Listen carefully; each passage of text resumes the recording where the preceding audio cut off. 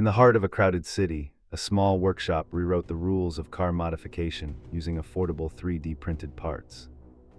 Each part fit like a puzzle piece, letting enthusiasts replace broken trim, custom brackets, and even small interior components without waiting weeks for supplier orders.